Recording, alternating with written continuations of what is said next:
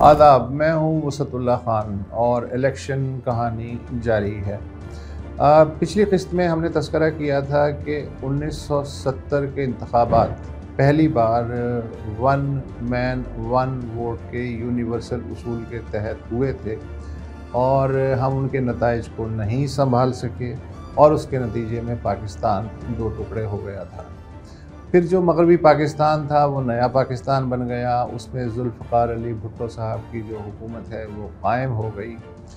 अब आजमाइश ये थी कि 70 के इलेक्शन तो हो गए, 70 के इलेक्शन के जो नताइज हैं बाकी मानदा उनको संभालते हुए 5 साल आइनी मुद्दत कैसे पूरी होगी और उस आइनी मुद्दत के पूरी होने के बाद जो इलेक्शन होंगे उनमें सही मानों में ये जाके पता चलेगा कि इस मुल्क में जमहूरियत की जड़ें कितनी मजबूत हुई हैं और इस ज़मीन में कितनी गहरी हुई हैं।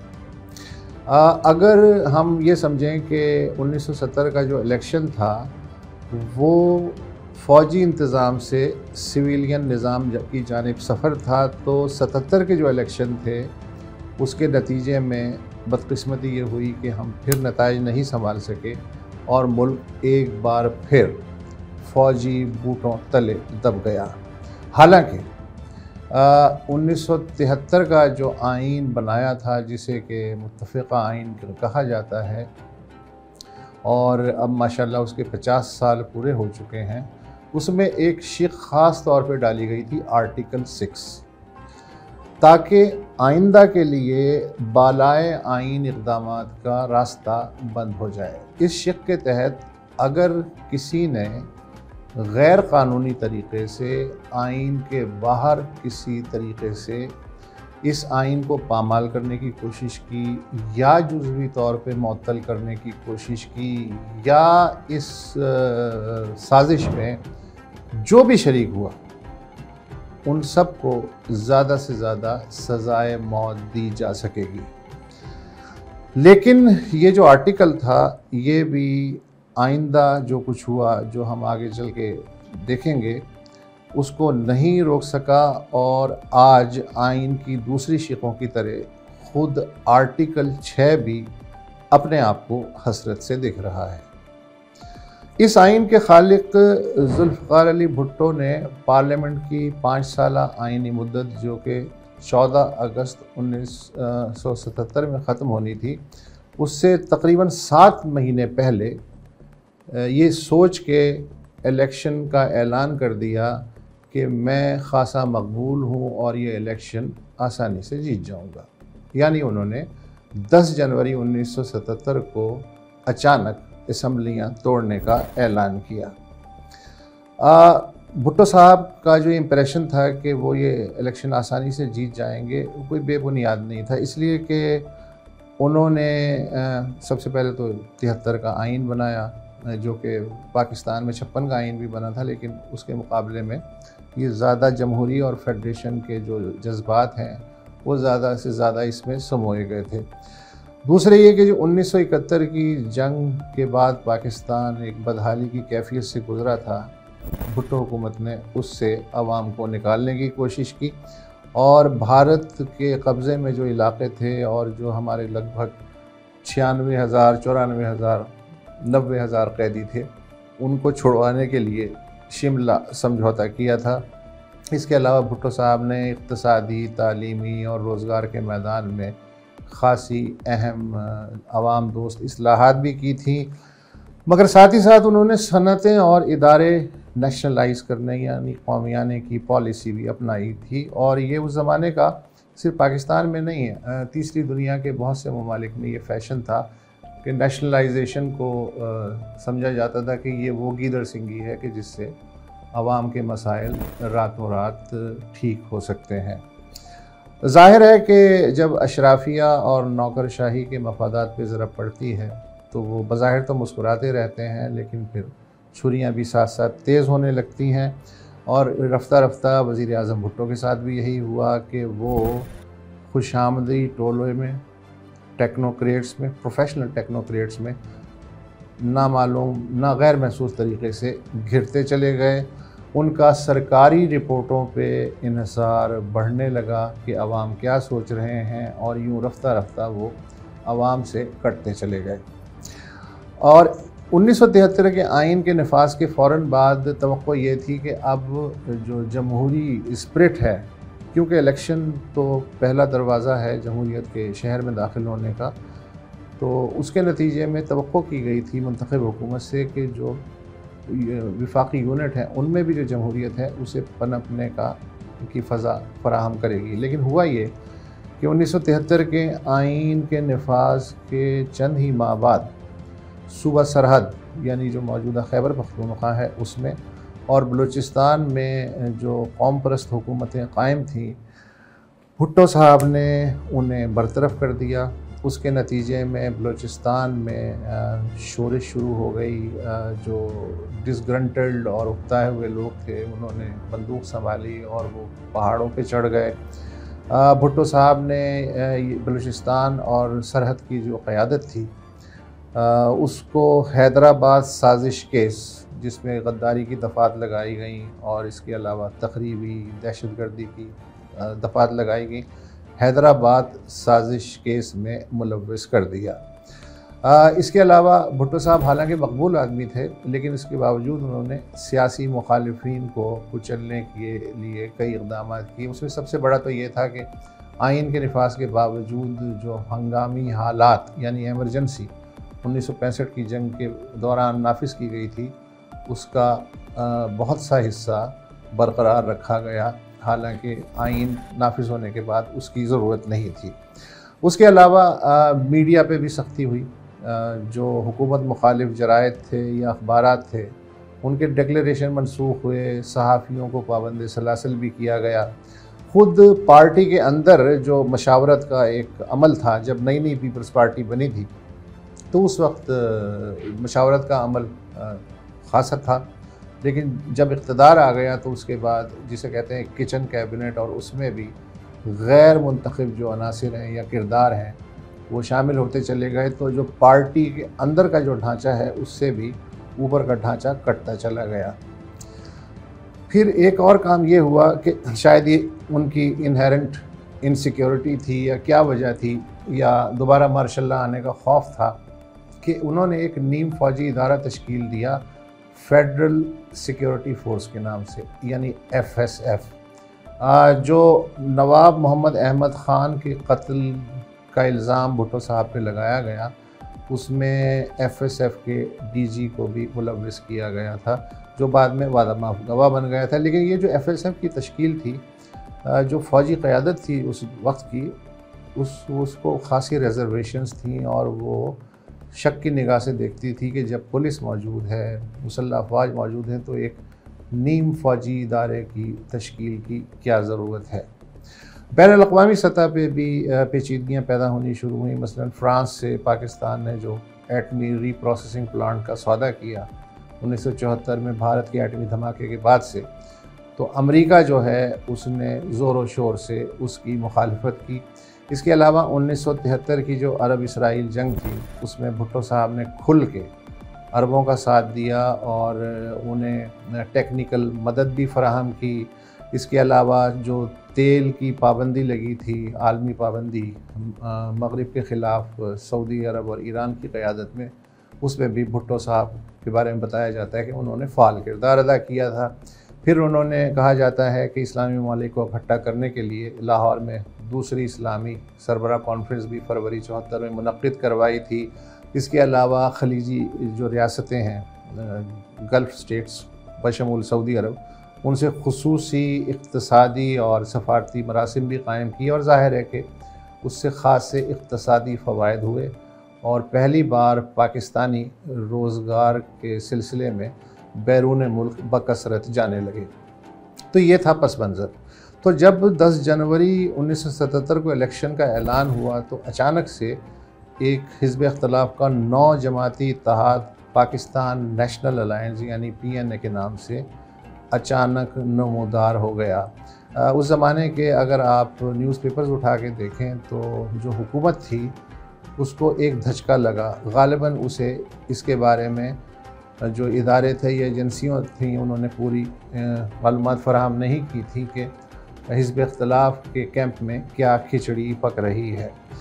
तो हम देखते हैं कि रातों रात PNA तश्कील पा गया भुट्टो साहब के सामने, और भुट्टो साहब की ये जो कैलकुलेशन थी कि हम आसानी से इलेक्शन जीत जाएंगे, उसमें थोड़ी सी गड़बड़ पैदा हो गई। ये जो PNA था इसमें 9 जमातें थीं।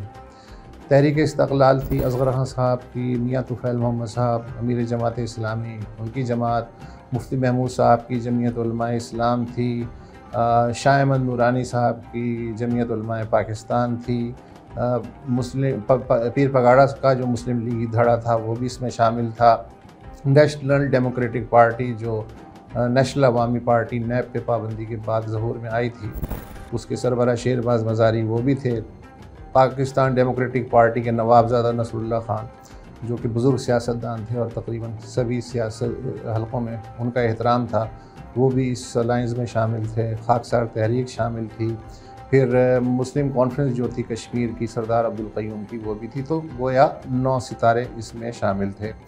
इनमें से बेशतर जमातें वो थी जो 1975 में भी पीर साहब पगाड़ा की क़यादत में यूनाइटेड डेमोक्रेटिक फ्रंट बना चुकी थी, और उसका मुतालबा था कि 73 की जो असम्बली है उसने आइन बना लिया है, इस आइन के तहत इलेक्शन करवाए जाएं, लेकिन भुट्टो साहब नहीं माने थे। ये जो PNA था इसमें दायां बाजू की जो मजहबी सियासी जो सोच थी वो ख़ासी नुमायाँ थी। जो इसने अपना इंतखाबी मंशूर पेश किया उसमें मुझे याद है कि एक नारा था कि हम इक़्तिदार में आने के बाद सन 1970 की जो कीमतें हैं वो वापस लाएंगे, मगर पीपल्स पार्टी को ज़ाहिर है कि यकीन था कि वो जीत जाएगी। कौमी असम्बली की उस वक्त कुल 216 नशिस्तें हुआ करती थी, 200 जनरल सीट्स, 10 ख़वातीन की सीट्स और 6 अक़लियतों की सीट्स। लेकिन हुआ ये कि इलेक्शन तो होने थे 7 मार्च को। 7 मार्च से पहले वज़ीर आज़म ज़ुल्फ़िकार अली भुट्टो और पंजाब और सिंध के वज़राए आला समेत तकरीबन 19 जो पीपल्स पार्टी के रहनुमा थे उन्होंने ख़ुद को बिला मुकाबला मुंतखब करा लिया मुतनाज़ा हालात में। तो वहाँ से एक गड़बड़ शुरू हो गई, और जो इलेक्शन होने वाले थे, इलेक्शन से पहले इतनी बड़ी तादाद में अगर कलीदी ओहदों पे फायज़ लोग ख़ुद को बिला मुकाबला मुंतखब करवा लें तो फिर एक धब्बा तो लगता है। मेरा ख़्याल है कि ये पहली सियासी गलती थी उस हुकूमत की। फिर हुआ ये कि 7 मार्च की जो पोलिंग हुई उसमें बज़ाहिर पीपल्स पार्टी ने 151 जनरल नशिस्तें जीती और PNA ने 36 नशिस्तें जीती। लेकिन चूँकि तासुर ये था वो जो बिला मुकाबला इंतखाब है उसकी वजह से कि ये जो सरकारी मशीनरी है उसे ठीक ठाक तरीके से इस्तेमाल किया गया, मकामी सतह पे सियासी गुंडागर्दी हुई, तो उसके नतीजे में शायद ये कामयाबी हासिल की गई है। ख़ुद जो उस ज़माने का मीडिया था उसने भी रिपोर्टिंग की कि पोलिंग के दिन बहुत से मकामात पे बैलेट बक्स छीने गए या वोट उनमें भरे गए, फिर मुतअद्दिद बेकायदगियाँ थी। तो हुआ ये कि PNA भी बहुत चक्का थी कि उसे सिर्फ 36 सीटें मिली हैं, तो उसने जो 10 मार्च 1977 को सूबाई इलेक्शन होने वाले थे उनका बाइकआउट कर दिया, और उसके अगले दिन यानी 11 मार्च को पूरे मुल्क में मुज़ाहरे शुरू हो गए। मुबैना धांधली के ख़िलाफ़ पहिया जाम हड़तालें शुरू हो गई। चूँकि मजहबी सियासी जमातों का PNA में ख़ासा होल्ड था, तो जो मसाजिद थी पाकिस्तान की बेशतर मसाजिद बिलखुसूस कराची में और पंजाब में, वो भुट्टो मुखालिफ तहरीक का गढ़ बनती चली गई। और फिर हुआ ये कि इस तहरीक का रुख बदलने लगा। पहले तो इसका नारा था कि धांधली हुई है, इलेक्शन दोबारा कराए जाएँ, और फिर तकरीबन 2 हफ्ते गुजरने के बाद एक नारा शुरू हुआ कि निज़ाम मुस्तफ़ा लाया जाएगा पाकिस्तान में, और ब्ला ब्ला ब्ला। तो ये तहरीक जो है शहरों की हद तक ख़ासी मौसर साबित हुई। उसकी वजह ये थी कि जो मीडिया था वो ज़ाहिर सारा शहरों में था, और मीडिया ख़ासा तंग था भुट्टो हुकूमत से, अपोजिशन सख्तगिरी से तंग थी, ताजिर तबका जो है वो नेशनलाइजेशन से तंग था, और इस तहरीक को ताजिर तबका जो था बाज़ार उसकी भरपूर हिमायत हासिल हुई। और स्ट्रीट पावर जो थी उसमें जो मजहबी मदारिस के तलबा थे और जो मजहबी सियासी जमातों के जो स्टूडेंट्स विंग हैं उन्होंने ख़ासा फ़आल किरदार अदा किया। और फिर देखा देखी वकला की भी एक बड़ी तादाद इनके साथ शामिल हो गई। फिर हुआ ये कि हुकूमत ने जिस वक्त लचक दिखानी चाहिए थी उस वक्त लचक नहीं दिखाई।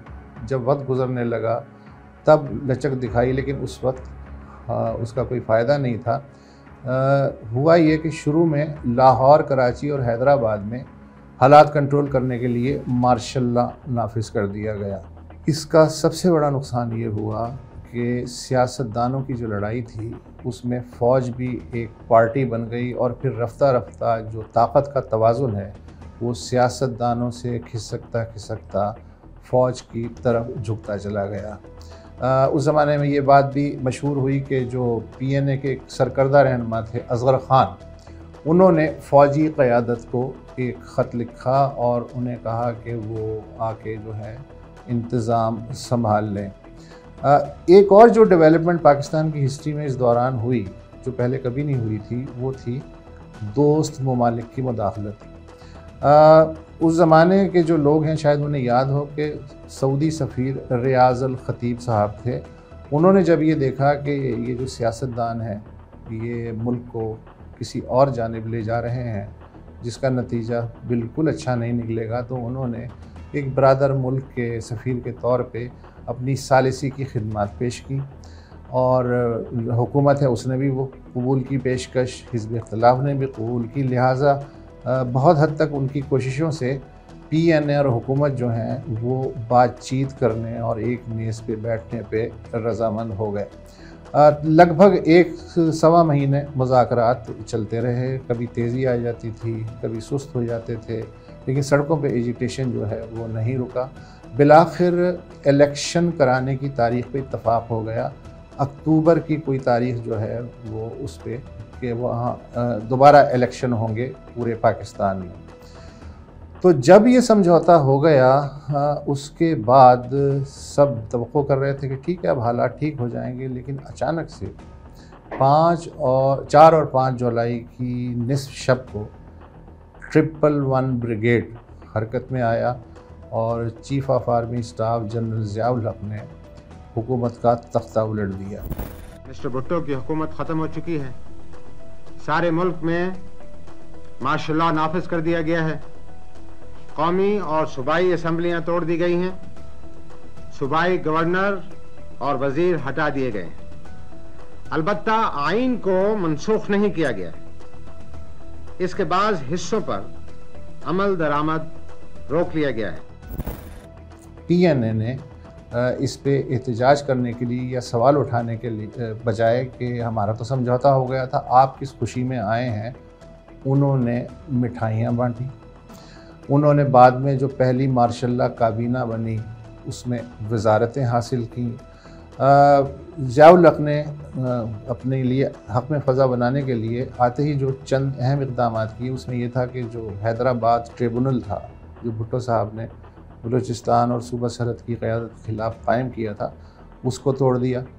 बलूचिस्तान में जो फ़ौजी ऑपरेशन था वो रोक दिया गया।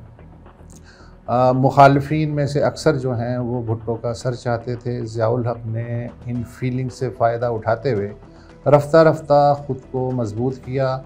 मुझे याद है कि जब 5 जुलाई को ज़ियाउल हक ने पहली तकरीर की रेडियो और TV पे, तो उस वक्त उन्होंने सीने पे हाथ रख के कहा था कि फ़ौज ज़रूरत से ज़्यादा एक दिन भी इक़्तिदार में नहीं रहेगी और इंशाअल्लाह 90 दिन में इलेक्शन करवा के बैरकों में वापस चली जाएगी। लेकिन फिर जब कुर्सी पे आदमी बैठता है तो सेकंड थॉट भी आती है कि भाई कुर्सी अच्छी चीज़ है, मेरे लिए क्या बुरी है, जब तक मैं खींच सकता हूँ खींचूँ। तो ज़ाहिर ज़ियाउल हक साहब के ज़हन में भी ये ख्याल आया होगा। तो फिर जब इलेक्शन नज़दीक आए तो उन्होंने एहतसाब का नारा लगा के कि जी पहले सियासी गंद साफ़ किया जाएगा, पिछली हुकूमत ने जो गंद छोड़ा है उसे साफ़ किया जाएगा, सबका एहतसाब होगा, फिर जाके जब पानी साफ़ सुथरा हो जाएगा तो हम आपको इलेक्शन भी करवा देंगे। इस दौरान सियासत और आइन तो मुअत्तल हो ही चुके थे, तो किसी की तरफ से भी कोई बहुत ज़्यादा एहतजाजी आवाज़ बुलंद नहीं हुई। इस दौरान हुआ ये कि पीपल्स पार्टी चूँकि सबसे बड़ा दुश्मन थी, सबको पता था कि अगर इलेक्शन होते हैं तो पीपल्स पार्टी 2/3 तो नहीं ले सकती, लेकिन सादा अक्सरियत ज़रूर ले लेगी। लिहाजा फिर एक मकड़ी का जाला बुनना शुरू किया गया। नवाब मोहम्मद अहमद ख़ान, जो अहमद रज़ा कसूरी साहब के वालिद थे, 1974 में उनका कत्ल हुआ था लाहौर में। उसकी एक पुरानी FIR निकाली गई थी, उसमें जुल्फ़िकार अली भुट्टो का भी नाम था और 2-4 और लोगों का भी नाम था। उस FIR को ज़िंदा किया गया। उसके बलबूते पे लाहौर हाई कोर्ट में, कि जिसके चीफ जस्टिस मौलवी मोहम्मद मुश्ताक थे, ये मुकदमा दोबारा चलना शुरू हुआ और उसका नतीजा ये निकला कि लाहौर हाई कोर्ट ने जुल्फ़िकार अली भुट्टो को, हालांकि वो बराह रास्त उस कत्ल में नहीं थे, हो सकता है उन्होंने इनडायरेक्टली मुआवनत की हो, लेकिन उन्हें भी सज़ाए मौत सुना दी गई।